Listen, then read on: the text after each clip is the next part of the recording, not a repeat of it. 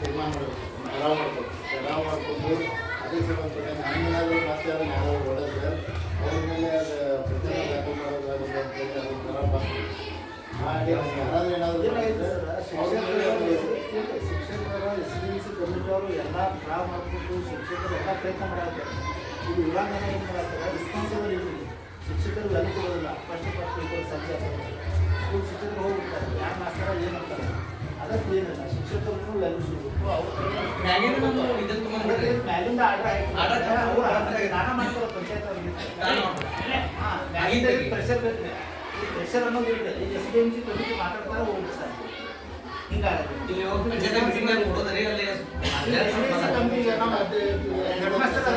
ಏನು ಮಾತಾಡೋಕೆ ಹೋದ್ರಂದ್ರೆ ಅವ್ರು ಏನಂತಾರೆ ಹೂ ಅಂತಾರೆ ಹೋಗ್ಬಿಡ್ತಾರೆ.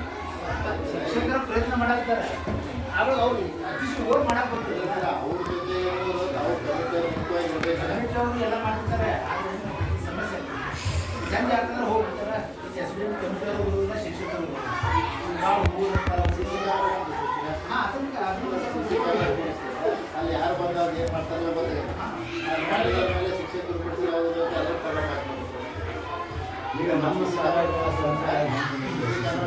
ಯಾರಾದರೂ ಅದು ಹೊಡೆದು ಅದನ್ನು ಒಳ್ಳೆ ದೇಶಕ್ಕೆ ಸಿಕ್ಕಿಸಿದ್ರು ಅದನ್ನು ಆಟಿ ಮಾಡಿದ್ರು ಅದು ಕಂಪ್ಯೂಸ್ ಮಾಡಿ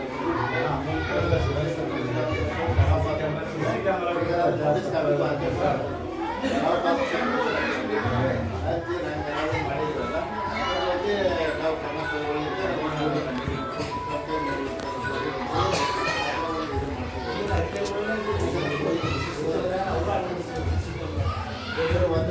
ಈಗ ಎಲ್ಲ ಬಂದು ಮ್ಯಾಲ್ಗಡೆಯವರು ಬಂದು ಸಿ ಸಿ ಕ್ಯಾಮ್ರಾ ಅವರ ಬಂದು ಕಮಿಟಿ ನಾನು ಬಂದೇ ಬರ್ತೈತಿ. ಒಂದು ಒಳ್ಳೆ ಉದ್ದೇಶಕ್ಕಾಗಿ ಮಾಡ್ತಾರೆ ಅದು ಸ್ವಲ್ಪ ಮಾಡಲಿಕ್ಕೆ ಅವಕಾಶ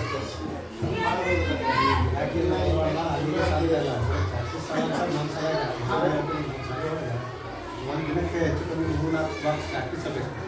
ಆ ಭಗವಂತ ಅನುದಾನ ಬರೀ ಪ್ರಾಕ್ಟೀಸ್ ಆಗೋದು. ಅದಕ್ಕೆ ಅಲ್ಲಿ CC ಕ್ಯಾಮ್ರಾ ಹಾಕಿದ್ರೆ 50,000 ಬೇಕು.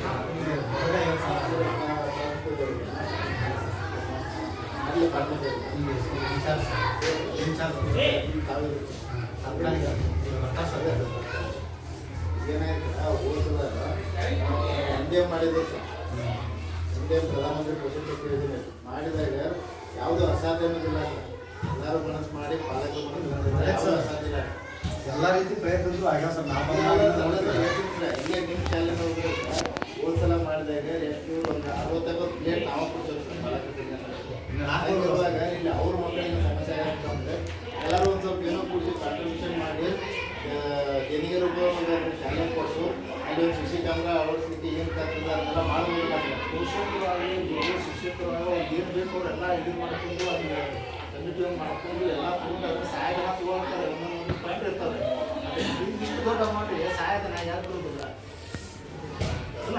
ಇದಕ್ಕೆ ಏನಿದೆ CC ಕ್ಯಾಮ್ರಾ ಗೌರ್ಮೆಂಟನ್ನು ಅಳವಡಿಸ್ಕೊಡ್ಬೇಕು. ಗೌರ್ಮೆಂಟ್ ಸ್ಕೂಲ್ ಇದೆಯಲ್ಲ ಹಂಗಿದ್ರೆ ನಾವು ಅದನ್ನೇ ಮಾಡ್ತೇವೆ. ಅದನ್ನು ಪಾಯಿಂಟ್ ಬರುತ್ತೆ ಅದನ್ನು ಹಾಕಿ ಅದನ್ನ ನಮ್ಮ ಶಾಲೆ ಒಳಗಡೆ ಎಷ್ಟು ಹೆಚ್ಚು ಕಮ್ಮಿ 300ರಿಂದ 350 ಪ್ಲೇಟ್ ಬಂದ ಅವೆಲ್ಲ ಬಂದ. ಆ ರೀತಿ ಇಲ್ಲ ಅವಕಾಶ ಐತಿ. ಅದೇ ಪ್ರಯತ್ನ ಮಾಡಿದ್ರೆ ನಾವು 2 ವರ್ಷ ಆಯ್ತು ಆಡಿಟ್ ಮಾಡಿ ಅವಾಗಿನ ನಿಮ್ಮ ಮಕ್ಕಳಿಗೆ ರೇಟ್ ಇಲ್ಲ ಇದಿಲ್ಲ ಅನಿಸಿದ್ರೆ ಎಲ್ಲ ಪಾಲಕರ ಕಡೆ ಹೇಳಿ ಅವರೆಲ್ಲ ಕೊಟ್ಟು ಕಮಿಟಿ ಅವ್ರನ್ನ ಕೊಟ್ಟಿದ್ದಿಲ್ಲ ಕೊಟ್ಟು ನಾವು ಮತ್ತೆ 15 ಬಂದು ಮುಟ್ಕೊಂಡು ಹೋಗಿದ್ವಿ. ಅದು ಆಗಿದೆ ಸರ್. ಈಗ ಎಲ್ಲರೂ ಇದು ಮಾಡಿದ್ರೆ CC ಕ್ಯಾಮ್ರಾ ಯಾಕೆ ಮುಗಿಸಕ್ಕೆ ಸಾಧ್ಯ ಇಲ್ಲ? ನಾನು ಹೇಳೋದಾಗುತ್ತೆ ನೀವು ಹೇಳೋದು ಸರ್ಕಾರಕ್ಕೆ ಬರೀರಿ ಅಂತೀರ. ಆಯ್ತು ನಾವು ಬರೀ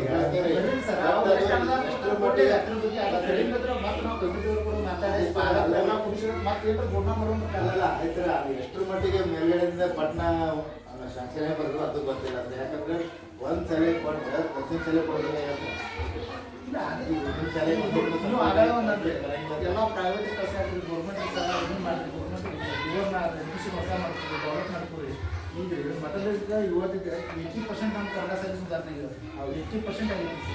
ಅವಾಗ 10% ಇರಾಕಿಲ್ಲ. 80% ಸುಧಾರಣೆ ಇದೆ. 20% ಸುಧಾರಣೆ ಆದ್ರೆ ಪ್ರೈವೇಟ್ ಸ್ಕೂಲ್ಗೆ ಯಾಕೆ ಹೋಗ್ತಾರೆ? ಪ್ರೈವೇಟ್ ಸ್ಕೂಲ್ ಜನ ಯಾಕೆ ಹಾಕ್ತಾರೆ? ಹಾಕೋದಿಲ್ಲ. 100% ನಮಗೆ ಕನ್ನಡ ಶಾಲೆ ಸೌಲಭ್ಯ ನಾವು ಪ್ರೈವೇಟ್ನ ಹಂಗಾಗಿ ಬರೋದಿಲ್ಲ.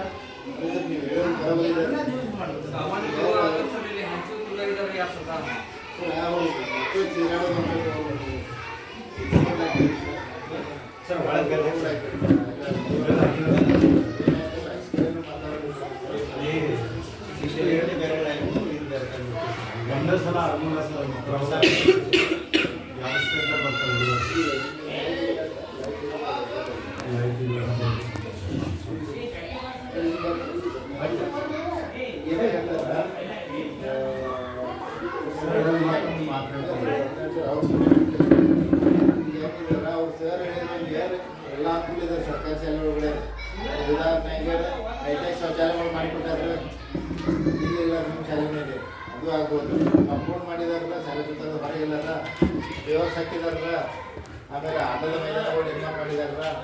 ಆಮೇಲೆ ಅಡುಗೆ ಕೋಣೆ ಅಂತ ಮಾಡಿಕೊಟ್ಟಾರಲ್ಲ, ಇವೆಲ್ಲ ಸರ್ಕಾರದಿಂದ ಆಗಿರುವಂಥ ಸೌಲಭ್ಯಗಳು ಮತ್ತೆ ಯಾವುದೇ ಯಾವುದೂ ಇರಾಕಿಲ್ಲ, 10% ಇರಾಕಿಲ್ಲ.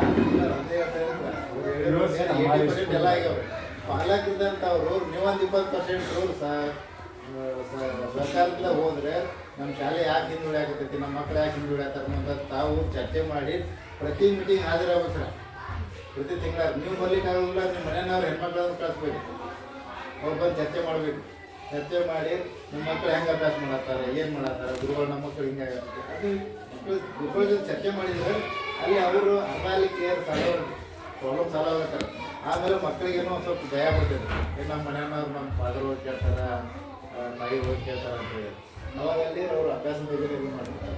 ಅದ್ರ ಜೊತೆಗೆ ಮತ್ತೇನು ಅನುಕೂಲತೆಗಳು ಬೇಕು. ಉದಾಹರಣೆ ಮಕ್ಕಳಿಗೆ ಏನೋ ಇಲ್ಲ, ಕೆಲವೊಂದು ಮಕ್ಕಳು ಮನೆಯಲ್ಲಿ ಬಾಟ್ಲಿ ತೊಗೊಂಡು ನೀರು ಕುಡ್ತಾರೆ, ನೀರು ಬಾಟ್ಲಿ ತೊಗೊಂಡು ನೀರು ಕುಡ್ಬೇಕಾದ್ರೆ ಅದನ್ನು ಮಾಡೋ ಬದಲಿಲ್ಲ ಇಲ್ಲೇ ಒಂದು ಸಣ್ಣ ಫಿಲ್ಟರ್ ಕುಡಿಸ್ಬೋದು.